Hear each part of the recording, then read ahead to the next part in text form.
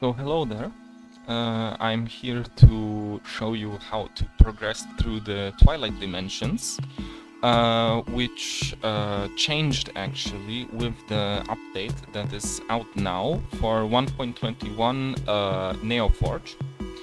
And it is a pretty big content update. We changed a lot about the Twilight progression. And I'm also here to talk about a bit of the new, few of the new things that are in this update. And first I want to show you how to obtain shadow ingots now. Now shadow ingots are obtained a bit differently. We have Arlemite here and Ruby, but you cannot just combine them like this. You first need to smash them into powder. So I have it on the ground and I have a maul. You can use any maul. I have the Realmite maul now. And I just right click on the ground and see I smashed it to dust. You can also do this in the crafting menu, like this. And then you have the powders. You can combine them and make some shell dust. Okay, and then just melt it and you will get shadow ingots. As you can see, this also uses up durability from the maul, and of course unbreaking helps against that. Okay, so I have 9 shadow bars. I can combine them into a shadow block, and now I can go here and throw it into some tar, and that converts it into Shadowstone. Don't worry, Shadowstone does not melt in tar, so don't worry about that. But you just don't want to burn it, so that's why this is not a very smart way to keep it inside. But it is in here. Wait, let me just pick it up. There we go. So another thing that changed how you craft is the Hellstone Ingot, for which you need some soul fire, so that's the fire that burns on soul sand. And what you do, you throw a Twilight into it, and that creates some hellfire. And you can use this hellfire to then throw some shadow dust inside, and that turns the shadow dust into an Hellstone Ingot. And you need this, of course, to summon the Watcher and Ancient Entity, to get some divine shards to progress through the Twilight dimensions. So now that you beat those bosses, so we have Airako, Watcher and Ancient Entity, you of course can get some divine stones. And this is everything you need to go to Eden pretty much. But now you don't have to make a divine rock anymore, because you actually cannot make a portal to Eden. You first have to create a rift to get to Eden the first time. So how do you create a rift? Rifts are these new things. They are kind of like portals, but they only live for a duration and then they close. And they also close once you go through. So be prepared when you go through, because you will not get a way back. But I'm getting ahead of myself. So if I light this fire, I can throw some divine stone in here, and that makes divine flame. This fire can now be used to open the rift. Now I have a clock here.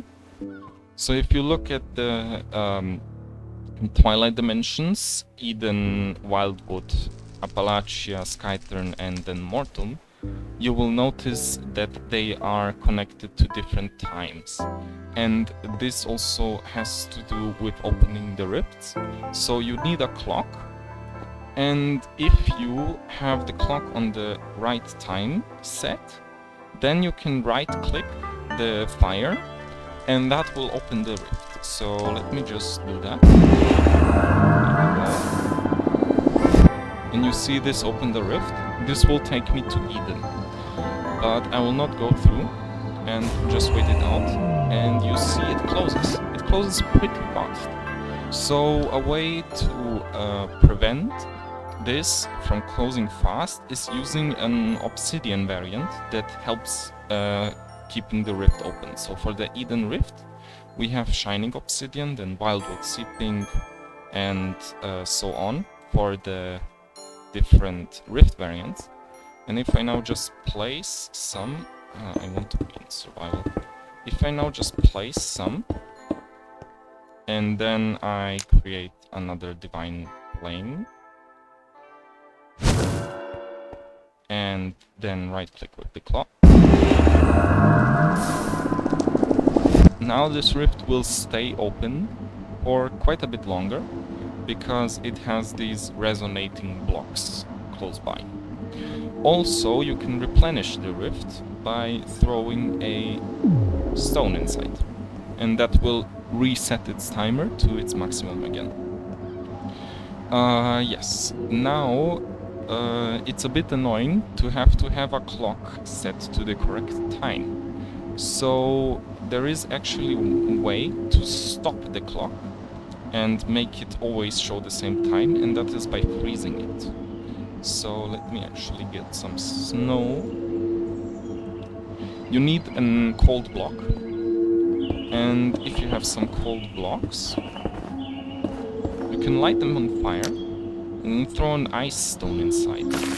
And this will freeze the fire, and you can see it's very cold. If I go to survival, it freezes me. And basically you can freeze the clock to the current time it's in. So we have the clock here. I'm not sure if it's inside the thing, but it takes a while until it freezes. There we go. It froze. And now it's frozen to this time, and you can use it in any dimension at any time. It will always show the same time. So let's just time set, I don't know, night. Let's see, you see, the clock shows a different time, so if I throw it in, it will freeze to a different time zone. And now, to open the corresponding rift, the clock always has to be set to the correct time. So there are actually 5 time variants. Okay, so you can see I used this time period to open the Eden Rift, and it's still open. Wait, let me just replenish it before it closes. There we go.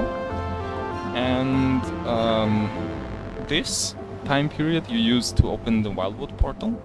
Then you can open the Apalachia portal with this one.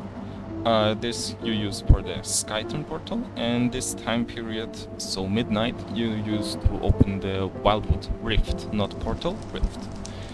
And what is also important, you cannot mix them up wrongly unless you want to create an explosion. So let me just demonstrate like this, and I will use the wrong clock. It blew up and did not work. If you want to finally go through the rift and beat the first Twilight dimension, I recommend you get very well prepared, have some blocks with you, some food, because you will be stuck in there for a little while. And for armors, I think these armor sets are okay to go with, so I just hover over them. But I recommend having one of these sets, which are a bit harder to get, but they give you more protection. So we have Elite Remite, Corrupted, Bedrock, Vemos, Korma, Ender, and Divine armor. And these, of course, you want to fully enchant them, will help you a lot better to survive Eden. So now you see this rift will close and you always have to replenish, but you would prefer to have a real portal. How do you make a portal? Well, you have to go through here. So let me just equip some armor and go through the portal. And let's just wait. The first time when the new dimension generates, it lags a bit more, but usually it does not lag at all if you go through. Okay, and I'm here. And now you will see, oh no, the rift closed and you're stuck in this dimension.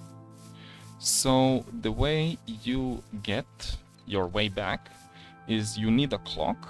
You can also use this clock for safety measures, it also works. But you need a clock set to the noon time zone. And you need some Eden blocks. So to make Eden blocks, you just need some chunks, which are made through 3 gems. And then if you have a bunch of chunks, you just put 9 of those together. And you get Eden blocks. And then, of course, you just need to make a portal frame. Like that. And right-click. And you have your way back to the overworld. There we go. How do you get Eden chunks and Eden blocks?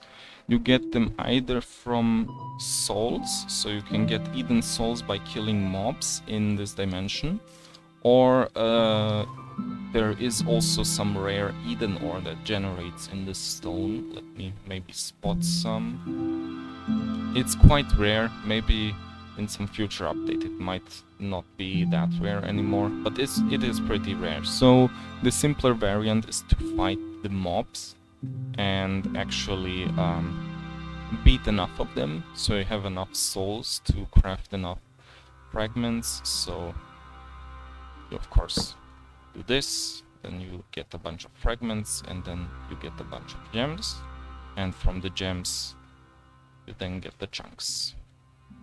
Like this. Okay, how do you progress to the next dimension? So how do we get to Wildwood? Well, now you need to beat the boss from this dimension, which is the Sunstorm. So here we go. This here is a Sunstorm temple, and in the middle you see a spawner. This spawner, you can either break it to summon the boss or right-click with an Eden chunk, and you get a pretty strong boss. And if you beat it, the boss will drop some Eden hearts. And the Eden hearts is what you need to get to the next dimension. So how do we get there? You can now create a rift here in Eden, which will make another stable rift. But you can also create an unstable rift in the overworld. What makes the difference between a stable rift and an unstable rift? The stable rift is always stable if you create it in the correct dimension. So the rift to the Wildwood dimension, which I'm going to create now, so you need a DivineRPG, then you throw an Eden heart in, and you have a wild plane. And if I now use the correct clock, it's this one. There we go. We have a Wildwood rift.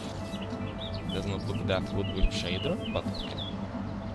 And you see it's stable, it did not do any explosion or whatever. If I go back to the overworld, so let's just do /q. If I try to do the same thing here, so let's do this and this, and then another Eden heart. And if I now open the rift here, it made an explosion, and it closed pretty much immediately as it opened. This is because it's unstable. You can actually, even if it's short-lived, you can actually have unstable portals in other dimensions. So if I put a bunch of the seeping obsidian here, light the fire, create another one of these, and now open it, you will see it actually stays open. It crackles a bit because it's unstable, but you can actually also have portals in rifts in the other dimensions. So yes, we have a small rift. You cannot go back through even if it's here. It's just going to close, and that's it. And now Wildwood, it's the same story again. You need to get some Wildwood blocks. My inventory is full. like that, and then just build another frame, and there we go. As I said, for safety reasons, I also allowed the regular clock to be used, even if it's going crazy. Yes, and that's how you progress through the dimension. Only thing is, every time it's a different boss, a slightly different boss battle, and they always have their own boss structures. So let me just show you all of these boss structures. So this here is a Thermasect temple, and you see here is the spawner in the middle. So we just need a Wildwood chunk, and if I right click, you will see the boss has been spawned. Okay, and I think everything makes sense. So the boss always drops the heart for the next dimension, and you of course need the wild flame, so the flame from the dimension you're currently in. You need that flame to then progress to the next flame, and you of course need the right clock, so it's now this clock, and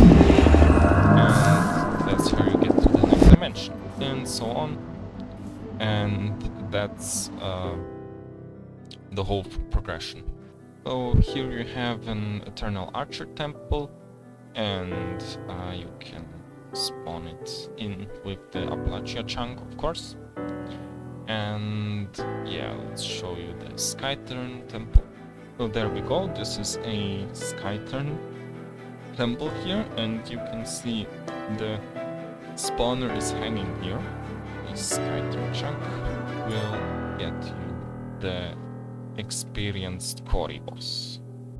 So Mortum here is the last Twilight dimension, and it does not have a rift to go to the next dimension, but to get to Vetea you need to get a nightmare bed. And this nightmare bed you get from 3 Mortum blocks as the base and 3 Mortum hearts on the top. And you get Mortum hearts by killing the bosses in Mortum. And they are not found in structures, but just spawned with some crystals. So you just create one of these crystals to get to spawn one of these bosses. And then you just right click on a place where there is space, and you get the boss. And yeah, one last trick I want to show you is the Firestock item. Is very useful now. It's an plant you can get from Leorna in Arcana, and it has a very good use, and that is that if you, for example, have a wild flame and you want to have more of this instead of having to craft more divine stones, you can throw a Firestock in there, and that has the chance to spawn some... There we go. So that has the chance to spawn some flames of the same type. So that's how you can spread a special flame. So let's just get some... Let's get some Wildwood. Oh, and of course the flame is not good to step in, but that's how you get more of the precious flames, so you don't have to spend that many resources. Alright, that's it. Bye.